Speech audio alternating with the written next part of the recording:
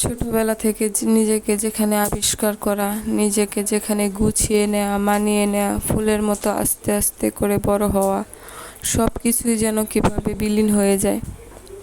নিজের সেই ঘরটা, নিজের সেই ছোট্ট পুতুলগুলো কেন জানি একদিন অনেক দূরে কোথাও হারিয়ে যায়।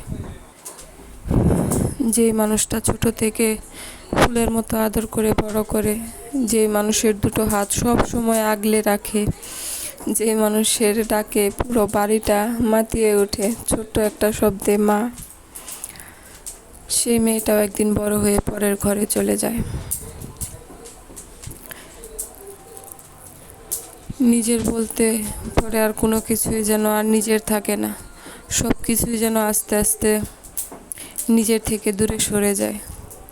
সে আদরে ডাক, মা তুমি কোথায়, সে আদরের ডাকটাও যেন আর শুনতে হয় না, শুনতে পাওয়া যায় না।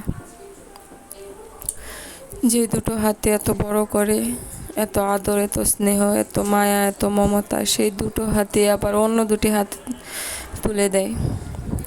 এত মায়া করে ভালোবেসে, এত মায়া করে আদর করে অন্য একটা মানুষের হাতে তুলে দেয়া, এটা যে কতটা কষ্টের সেটা একমাত্র বাবা আর সেই ছোট্ট মেয়েটাই জানে।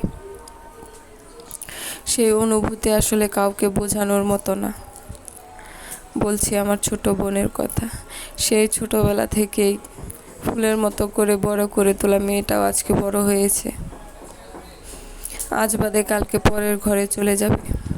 কি একটা বাজে অনুভূতি, কি একটা দুঃখকর সুখ, সেটা আসলে বড় বোন হিসেবে আমি প্রকাশ করতে পারবো না। যে দুটো হাতে গোসল করিয়েছি, খাইয়েছি, সাজিয়েছি, আজকে সেই দুটো হাতে আবার সাজিয়ে পরের ঘরে দিতে হবে। আসলে মেয়েদের জীবনটা এরকম, যেখানে বড় হয়ে ওঠা, সেখান থেকে আবার পরের ঘরে চলে যাওয়া। এত বছরের জীবনে এত ভালোবেসেও আটকে রাখা যায় না, সব কিছুই যেন শূন্য হয়ে যায়।